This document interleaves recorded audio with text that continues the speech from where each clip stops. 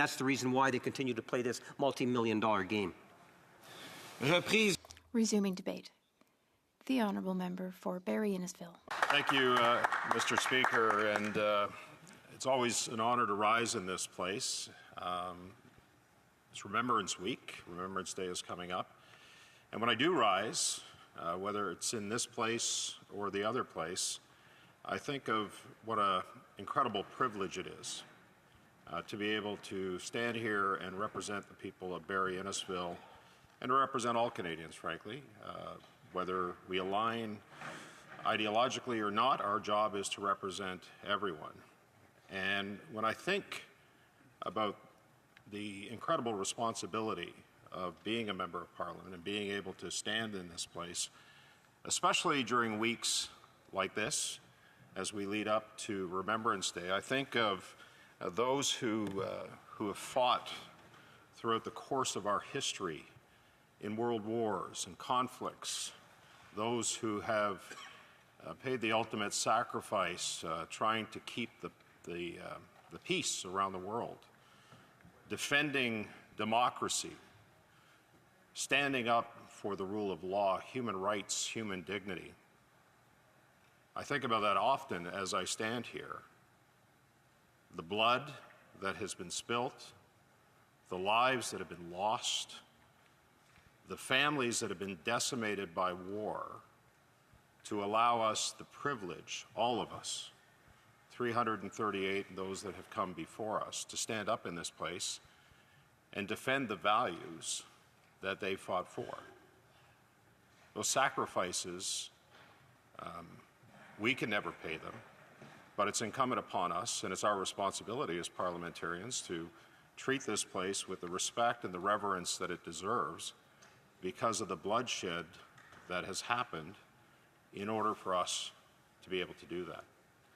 And so it's in that context, the context of what we're talking about today, the obstruction of documents, the lack of respect for this institution, the fact that Parliament is here to function in what is supposed to be a functioning democracy, and yet we've got a government that is obstructing the will and the right and the privilege of Parliament to not be able to turn over documents, to not want to turn over documents that Parliament has rightly asked for and requested. And so it is an affront on democracy. And those very values that many who fought and came and died before us, who fought for to defend this institution, I don't think it's a right tribute to be paying to them, quite frankly, Mr. Speaker, that this standoff is now effectively in a month, has been going on for a month, and yet, the government has talked about the fact that, they're not going to hand over these documents.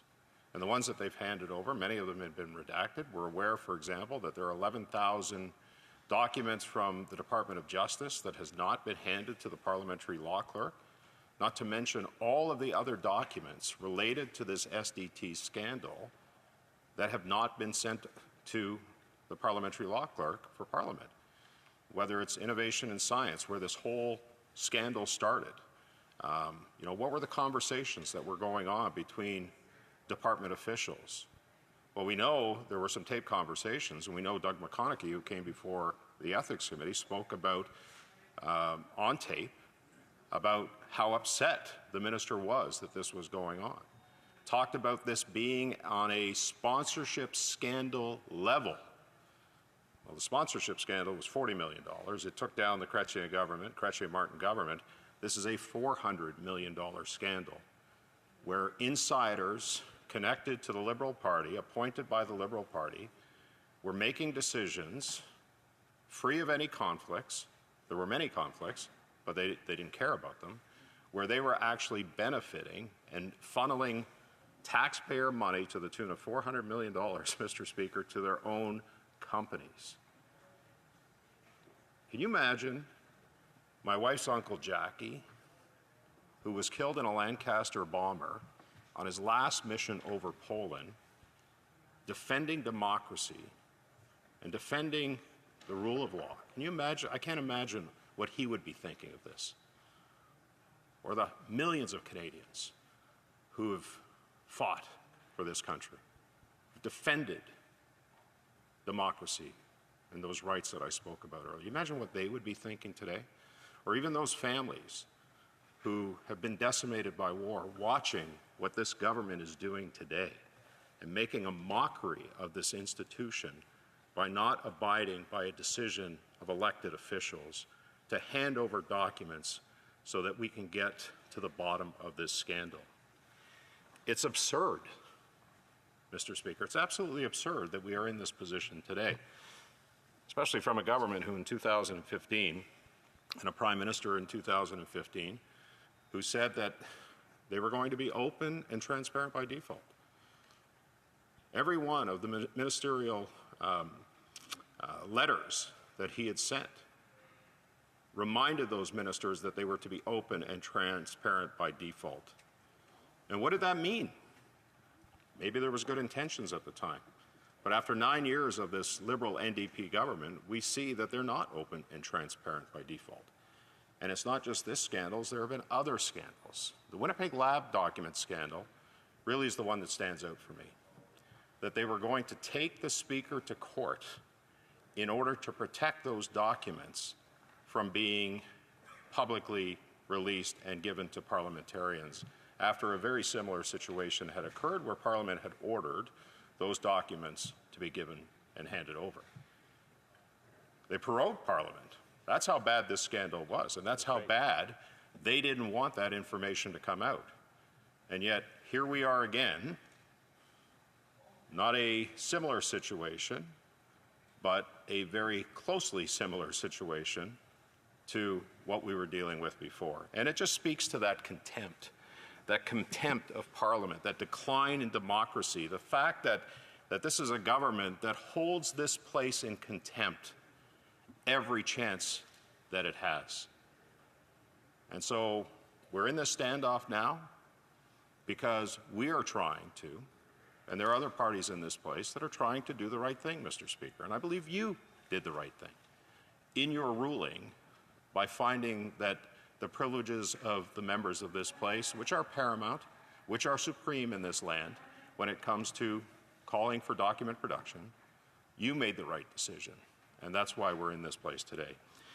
But I do want to focus in the context of what I said about, those who defended democracies, those who stood up for the rule of law, those who defended human rights and human dignity, because we are heading into a very critical weekend, I would suggest, in my opinion, Mr. Speaker, what is the most important day of the calendar year in this country, and that's arguable, but this is my opinion, and that is Remembrance Day, where we pay tribute and honor those who served our nation and those who continue to serve our nation. And we're very lucky, Mr. Speaker. When I say we, I include the member from Barrie Springwater, Oro-Medonte, Simcoe Grey, and others, Simcoe North. There's the member from Bruce Grey, Owen Sound. We're part of Simcoe County, and we're very fortunate that we have a long and storied military tradition and history within Simcoe County, and that all centers around the fact that Canada's largest training base, Base Borden, is in Simcoe County. And I recall when I was critic for Veterans Affairs, I spent roughly around 2 years. I used to travel around the country meeting with veterans and their families and stakeholders as well. And I would always ask the question, how many of you have been to Base Borden? And if I was doing a room where there were 100 veterans or active military people in that room, 99 hands would go up and they would say, I went to Base Borden as Canada's largest training base. And then I'd say to them, how many of you have been to the Queen's Hotel in Barrie? I see the member from Barrie Springwater, Oro-Medonte has been there. But 99 of those hands would go up, Mr. Speaker, because if you trained at Base Borden, many times you'd end up in downtown Barrie at the Queen's Hotel. But that long and storied history, and Base Borden, which is in the member from Simcoe Grey's riding, is a big part of our local economy. It's a big part of our history. In fact, the base is where many Canadians in the Expeditionary Force trained to fight for the Battle of Vimy Ridge. There were trenches that were built there The Gray and Simcoe Foresters, of which I'm an honorary member, I'm actually going to the Remembrance Day dinner tomorrow night with my wife. They were a big part of the preparation for the Battle of Vimy Ridge. And of course, Base Borden, we're celebrating the 100th anniversary of the Royal Canadian Air Force. Base Borden was the home of the RCAF. There were hundreds of thousands of Canadian airmen and airwomen who were trained throughout the First World War and Second World War in Base Borden to be able to fly missions like the Battle of Britain, for example, which was the great defense of Europe. But that long and storied history of military heritage is one that we are very, very proud of in our riding. And there are several people, too, Mr. Speaker, that we are proud of. There are members of our military who will be participating all this weekend in ceremonies. And just to give you an example of some of the few that are going on, Nantyre Shores Secondary School Remembrance Day dinner is happening this evening. Craig Frost, who is a teacher at Nantyre Shores Secondary School, has done a terrific job with young people talking about our proud military history. He's written books. He's taken groups. For example, when the 100th anniversary of Vimy Ridge was happening, Craig took a group of students to Vimy Ridge. And I was there as the critic for Veterans Affairs at the time, and there were roughly about 30,000 people at Vimy Ridge celebrating the 100th anniversary of that great Canadian battle. And, you know, I knew Craig was there, and I was like, how am I going to find them among 30,000 people? And all of a sudden I hear these faint voices in the crowd. They're yelling, John, John! And I could see them, right? And I ended up finding them, and we took some great photos at Vimy Ridge. But this is the kind of stuff that Craig does with those students. And I'm sorry that I will be traveling back to Barrie this evening, and I won't be able to attend that dinner. But the Honorary Guard, Gray and Simcoe Foresters, are having their dinner tomorrow night. Mapleview Community Church, Pastor Jay Davis does a great job. Sunday, they've got 3 services that are going on for Remembrance Day. The Sandy Cove Acres Remembrance Day ceremony is happening on Sunday. They do a terrific job in Sandy Cove Acres. City of Barrie's having their ceremony on Monday. Town of Innisfil's having their ceremony.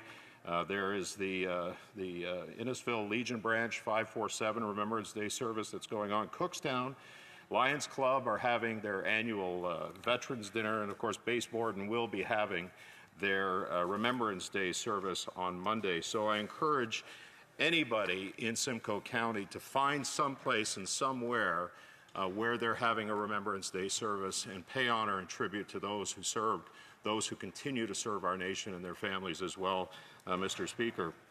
I do, you know, again, we're talking about veterans who fought for this institution to function, who fought for democracy and fought for the rule of law. And there are a few that I want to mention in the short time that I have, Mr. Speaker. Marcel Vigneault, who's the president of the Barrie Legion, doing great things with that Legion, with outreach to veterans and their families. Phil George, who's the past president. Steve Glover, the public relations officer, and I know the member from Barrie Springwater Oro-Medonte knows Steve very well. He is one of the historians at the Barrie Legion. He does a terrific job with commemoration and making sure that not just the Legion, but our whole area in Simcoe County is aware of that military heritage. Fern Taillefer, I can't say enough about Fern as the first VP. He's the Veteran Service Officer, and Fern will be front and center, I'm sure, at the Barrie Remembrance Day Parade as the Sergeant at Arms and leading the ceremony that day. Tim Shaughnessy, who's the second VP, and of course Junie Giovannotti, who is a Resolutions and Conflict Officer there, former District Commander of the Royal Canadian Legion. They do some great work. The Innisfil Legion, they'll be having their ceremony on Sunday. Denny Mainville is the president there. Denny, they'll be doing that in Lefroy. And I had the honor, the member from Barrie Springwater Oro-Medonte and I think it's been about 3 or 4 years now, we've had a poppy launch campaign where we invite people from all over the county, politicians, really to amplify the start of the poppy campaign. And we had it about a week and a half ago, 2 weeks ago, when the poppy launch was initiated.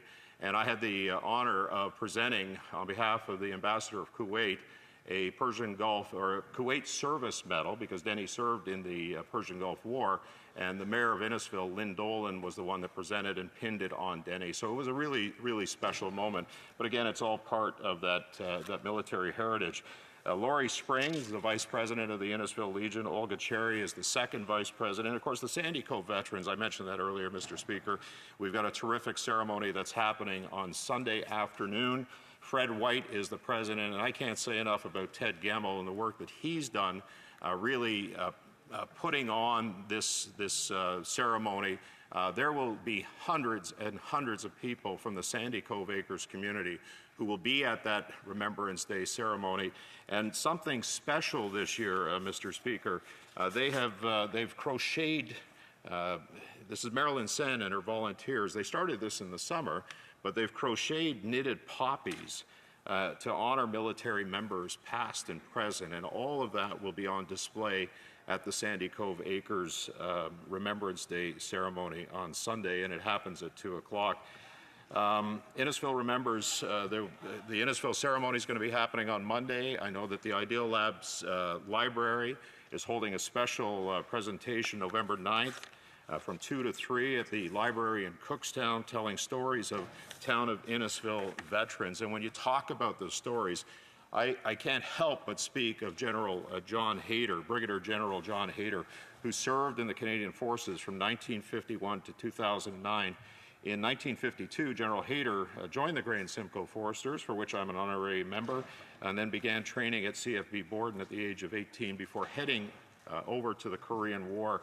Just this past summer, the city of Barrie renamed a community center, the South Shore Community Center, to the General John Hayter Community Center. What a fitting tribute, Mr. Speaker, for a man who's dedicated so much to his community and so much of his life to this country. This past weekend in Stayner, which is in the member of Simcoe Gray's riding, World War II veteran Alistair Mac MacDonald celebrated his 101st birthday at the Stayner Legion branch. I mentioned about Craig Frost, the Nantyre Shores teacher who does great work with young people, really encapsulating the work that he does and really pays tribute to the legacy of those who have fallen, not just in the town of Innisfil, but in Simcoe County. And we're so lucky. The member of Simcoe Gray, Peacekeepers Park in Angus, has been there for a long, long time. It's a tremendous tribute to those who have kept the peace around the world. There's memorial walls, there's labs. It really is a destination. I encourage anybody across this country who's passing through Angus, Ontario, which is just next to Base Borden, to visit Peacekeepers Park and pay tribute to those peacekeepers. And I know that it's not just been Fern Taillefer, the UN Peacekeeping Association of Simcoe County, but also Bob George and Don Ward, who's done all the graphics displays in that park, has just been incredible. And of course, we've had those that have passed away in the service of our nation. I think as we head towards Remembrance Day of Private Kevin Mackay, who was 24, killed in Afghanistan 2 days before his tour was to end. And his Silver Cross mother, of course, Elizabeth, and his father, Fred. I think of them as we head towards Remembrance Day. Sapper Brian Collier, who died in 2010, grew up in Bradford. And I think of his mom, Carol, and his father, Jim, who were in attendance at the Poppy launch from a couple of years ago. This is the 100th anniversary of the RCAF. As I said earlier, Mr. Speaker, we have a proud tradition at Base Borden as the home, birthplace of the RCF.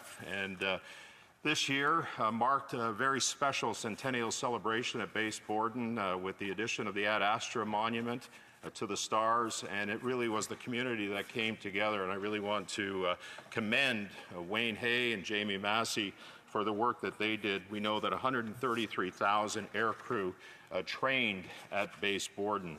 And as we get into the weekend, as we get closer to Remembrance Day, poppies are being sold all over Simcoe County.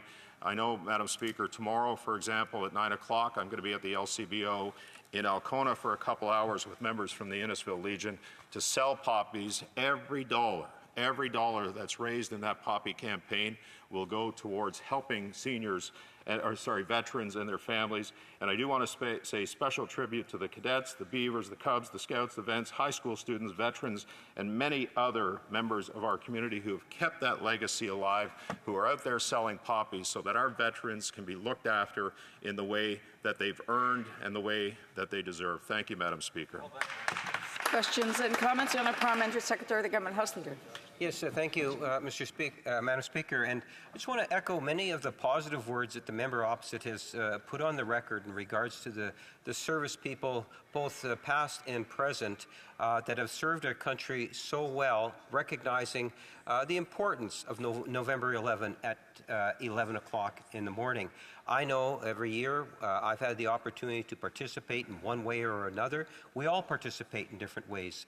On McRae and McGregor at Heritage Armory, we are a Heritage building at the local armory. There will be a presentation and a moment of silence. I've done it over at cemeteries. I've even had the opportunity in the Philippines to pay tribute to fallen soldiers of Allied forces that were born here in Canada. It is important that we recognize that, and I appreciate the members' statements in regards to it. The question that I have to him is, I have myself had the opportunity to serve in the Canadian Forces, and during the 80s, I actually marched with World War II veterans.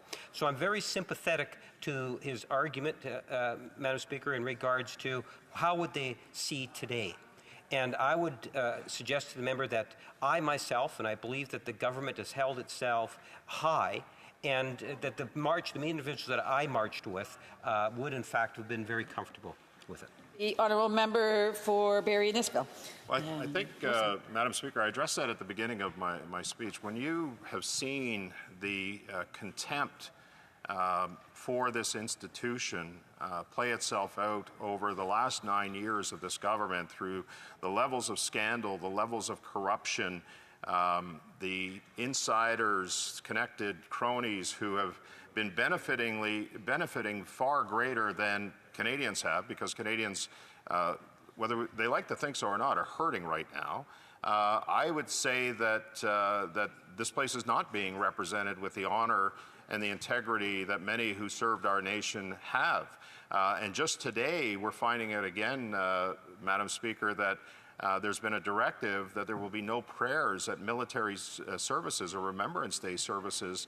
I mean, what kind of a country? These are men and women who, before their duty, before they were called to duty, would say prayers to their God in order to protect them. And this is what we're hearing today. It's sad, Madam Speaker, where we're at. Questions and comments? L'Honorable Député, the Honourable Member for Père Boucher-les Patriotes. Thank you, Madam Speaker. I'd just like to know if we could check quorum in the House.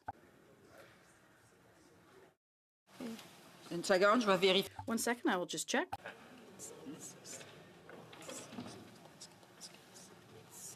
Qu'est-ce qu'il y en a en ligne? On a quorum. We do have quorum, yes. The Honourable questions and comments? Strathcona. Thank you, Madam Speaker. And I would like to thank my colleague for the words he shared today in honor of Remembrance Day that is coming up next week. I'm a proud granddaughter of a veteran who fought in the Second World War. My grandfather, Daniel Albert McCoy, was a gunner. Shot down over Belgium and actually lived in the underground for 2 years before he was able to get back to my mother and my grandmother.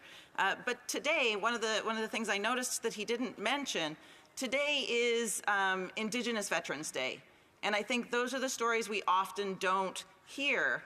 The stories of Indigenous veterans, those men and women, the First Nation, the Métis, and the Inuit men and women who so bravely fought for our country and for our freedoms. I think about people like Tommy George Prince. I think about William Cleary. I think about Tom Charles Longboat and so many others whose stories have not been told. And today, of all days, we need to acknowledge our Indigenous veterans. Thank you very much. The Honourable Member for Barrie Innisfil. Well, the Honourable Member has been in this place for quite a while. She understands how quickly time goes when you get on a roll, and you're talking about those people who have served their nation. And I certainly would not. I actually had some notes on Indigenous peoples who have served our nation. And Madam Speaker, over 12,000 Indigenous men and women are estimated to have served in 3 wars, including 7,000 First Nations members. They enlisted as soldiers, nurses, and in other roles, many serving with distinction, winning medals for bravery in every action. And I know the honourable member mentioned Tommy Prince, Mary Grey Eyes as well. She joined the Canadian Women's Army Corps as the first Indigenous woman to join the Canadian Army. Noel Knockwood, a residential school survivor, he enlisted in the Canadian Army, served during the Korean War, and went on to become the Sergeant-at-Arms in Nova Scotia. And I can tell you, Madam Speaker, that we are very fortunate where I live in Barrie Innisfil, that we not only acknowledge those who served and continue to serve our nation, but we have Indigenous veterans as well who proudly wear the uniform, proudly wear their medals, and are honored just as greatly as everyone else is. Thank you. And comments. The honourable member for Bruce Grey Owen Sound. Thank you, Madam Speaker. I just want to thank my colleague for really highlighting the incredible service so many veterans have made to Canada and tying it to what we're here to do as a democracy. It's just so important. I do want to highlight as well him drawing recognition to Brigadier General retired Hayter, a man that served in my same regiment. One of my first tasks as a subaltern was to be his aide at a mess dinner. I can't repeat some of the stories that occurred that night and the dancing I had to do literally to make him and another general that I was the aide to at the same time. I do want to thank him for recognizing our Indigenous veterans. I encourage and I invite all parliamentarians, if they get the opportunity, come to my riding of Bruce Grey Owen Sound up to the town of Wyerton. There's a brand new mural that's done by Sylvia Pacoda, and it actually pays incredible tribute to the Nawash Unceded First Nation, which I think had the highest percentage of any First Nation in Canada serving in the First World War. I think something like over 60+% of those First Nation members served in the First World War. Thank you, Madam Speaker. The honourable member for Barrie Innisfil. Yeah, and you know, as I said, as we get closer to Remembrance Day, and I know we're going through Remembrance Week, it's important for us to remember all those who have served, continue to serve, their families who in many ways serve beyond the battlefield. You know, as I said, I was critic for Veterans Affairs. In fact, Madam Speaker, I wear this and these bracelets. I've 24 hours a day, 7 days a week, lest we forget.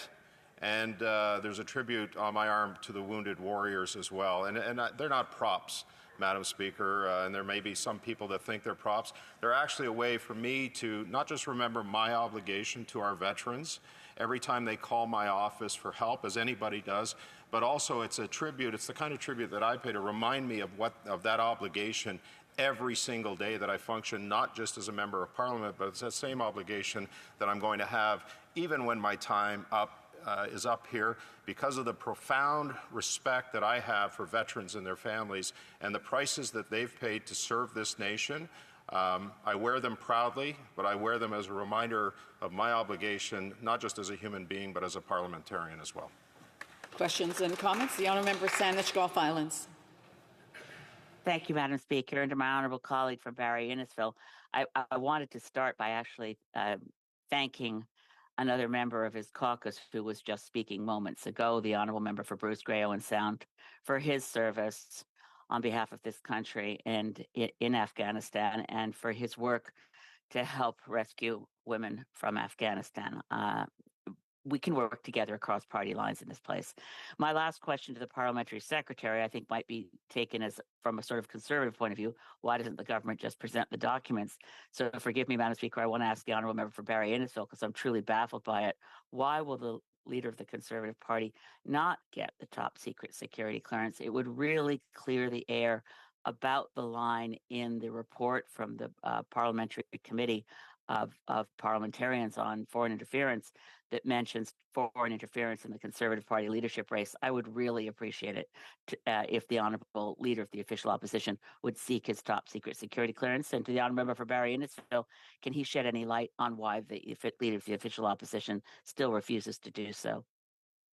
Honourable member for Barrie Innisfil has just a little over a minute to respond. Yeah, and I think the honourable member, the honourable leader of the opposition has stated very clearly and succinctly his reason why. In fact, the former leader of the NDP, Tom Mulcair, agrees with, did I say Mulcair? I meant Mulcair, agrees with the leader of the opposition as to why he doesn't. But, Madam Speaker, it's baffling that the government, a week before they, on Thanksgiving Day, announced about foreign interference, but the week before they were talking to the Washington Post about it. So, you know, if it is an issue truly of national security, why are they giving the information to an American newspaper? And there are sections under the CSIS Act where the Prime Minister could inform the Leader of the Opposition if they wanted to. The same provisions that were accorded to the member from Wellington Halton Hills, for example, could be afforded to the Leader of the Opposition. So this is completely a red herring. It's an issue to distract from the failed economic policies of this government, and they're going to continue to use it as a means to distract and divide. Thank you. I see the honourable member for Bruce Grey Owen Sound is rising on a point of order. Thank you, Madam Speaker. I believe that there has been consultations amongst the parties, and I believe that should you seek it, you'll find unanimous consent for the following motion. Considering the government has stated